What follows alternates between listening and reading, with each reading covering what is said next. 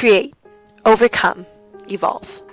You create what you think is right. You think of what your actions cause, how you contribute to a global epidemic. You believe in the cause even when there are thousands of competitors, hundreds of competitors, a dozen.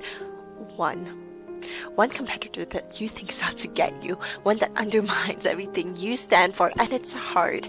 It's hard to see all your efforts put to the ground, but you stand up for what you stand for when your legs begin to shake harder than people, spilling out things that go against the current, coins one by one, falling to the ground as if they are more important than our futures. But you don't fall. You brace the impact because you believe in what is right. You believe in the future. You believe that people will see past face value. And you see the sun beaming down on an earth that needs care. A baby running towards the sea in a search of purpose. And you see the sun shine. When I look at the people around me, I see what we can do. I see unharnessed energy spilling out, craving darkness to overcome. And I work with others to shine, to evolve an idea into much more than just a thought, but an action that generates what we sought, a change that cannot be bought.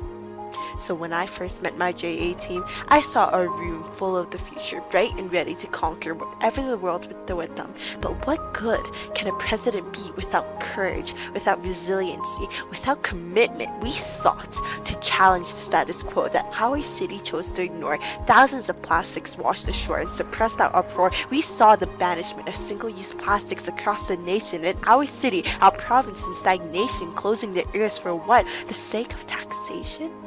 But what good can a nickel be without species, without clean air, without a world to care? I remember when I pitched my product idea to my team. Metal straws, I began, are the new wave. All the major cities across Canada are beginning a shift to reusable products and scrapping the idea of single-use disposables. Why do we not see this in Calgary?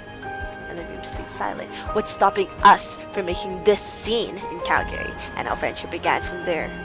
My team and I sold a single metal straw, a dozen straws, 100, 1,000 metal straws, each straw to be used in place of their plastic alternative. We spread our message with our successes, monetary value only rising. After all, if a plastic monopoly rose up years before, who's to say what goes up must come down?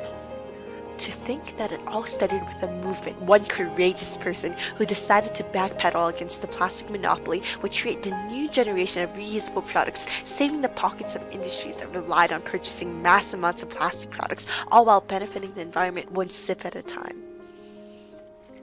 People often say youth are the future of tomorrow, but I believe youth are the future today.